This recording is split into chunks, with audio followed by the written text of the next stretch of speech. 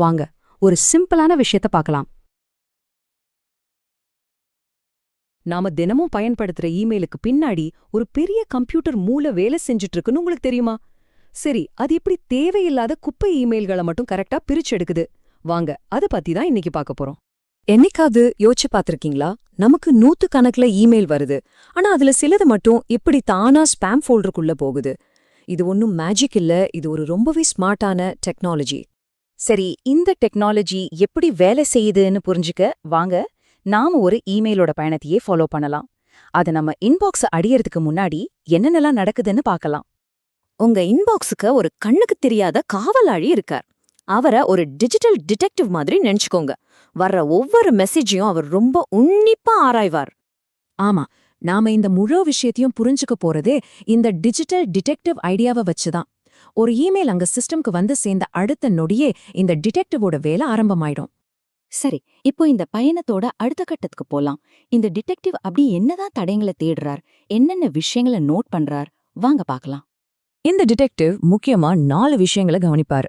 முதல்ல இமெயில அனுப்பினது யாரு, ரெண்டாவது அது எந்த நெட்வொர்க்லேருந்து வருது, மூணாவது அந்த இமெயிலுக்குள்ள என்ன எழுதியிருக்கு, கடைசியா இதே மாதிரி இமெயில் வரும்போது இதுக்கு முன்னாடி நீங்க என்ன செஞ்சிருக்கீங்க. இப்ப அந்த உள்ளடக்க தடயங்களை கொஞ்சம் டீட்டெயில்டா பார்க்கலாம். இமெயிலுக்குள்ள இலவசம், லாட்டரி இல்லனா இங்கே கிளிக் செய்யவும் இந்த மாதிரி வார்த்தைகள் இருந்தா சிஸ்டம் உடனே உஷாராயிடும். அது ஒரு பெரிய ரெட் சிக்னல் மாதிரி. இப்போதான் விஷயத்தோட முக்கியமான கட்டத்துக்கே வர்றோம். அதாவது இந்த டிடெக்டிவ் கண்டுபிடிச்ச எல்லா தடயங்களையும் வச்சு ஒரு முடிவுக்கு வர்ற நேரம் இது. பாருங்க, இந்த டிடெக்டிவ் ஒரு ஒப்பீடு செய்து இடது பக்கம் பாருங்க.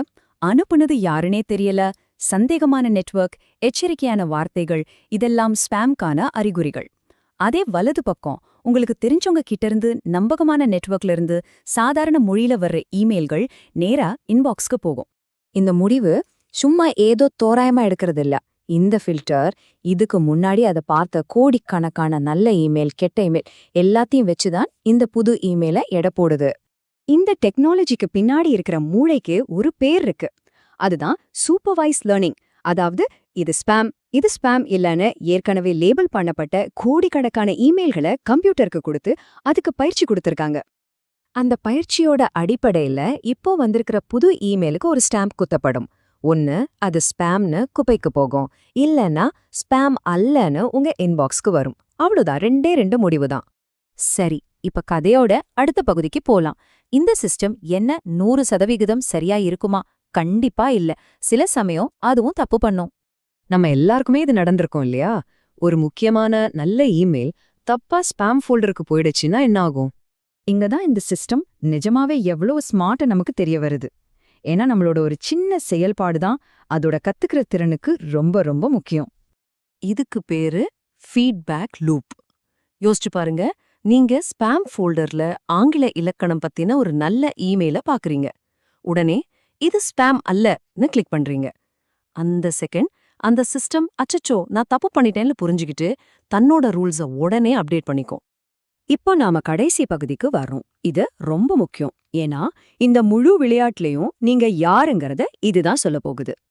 இதுல ஆச்சரியமான விஷயம் என்னன்னா, நீங்க ஒவ்வொரு தடவையும் கிளிக் பண்ணும்போது அந்த ஆர்டிஃபிஷியல் இன்டெலிஜென்ஸை நீங்க இன்னும் கொஞ்சம் புத்திசாலியாக்குறீங்க. நீங்க செய்யற ஒவ்வொரு கிளிக்கும் அந்த கம்ப்யூட்டருக்கு ஒரு புது பாடம். அதனால இத நல்லா ஞாபகம் வச்சுக்கோங்க. நீங்க வெறும் ஒரு யூசர் மட்டும் இல்ல, நீங்க ஒரு ஆர்டிஃபிஷியல் இன்டெலிஜென்ஸ் ட்ரெய்னர். ஆமா, உங்க இன்பாக்ஸ நீங்க நிர்வகிக்கிறதன் மூலமா அடுத்த தலைமுறை ஏஐ சிஸ்டம்களுக்கு பயிற்சி கொடுத்துட்டு இருக்கீங்க. இந்த ஒரு கேள்வியோட இத முடிச்சுக்கலாம். உங்களுக்கே தெரியாம தினமும் ஆன்லைன்ல நீங்க வேற எந்த கண்ணுக்கு தெரியாத ஏஐக்கு ட்ரெய்னிங் கொடுத்துட்டு இருக்கீங்க. அடுத்த முறை யோசிச்சு பாருங்க. இந்த வீடியோ உங்களுக்கு பிடிச்சிருந்ததுன்னா லைக் பண்ணுங்க, ஷேர் பண்ணுங்க, சப்ஸ்கிரைப் பண்ணுங்க. தேங்க்யூ ஃபார் வாட்சிங்.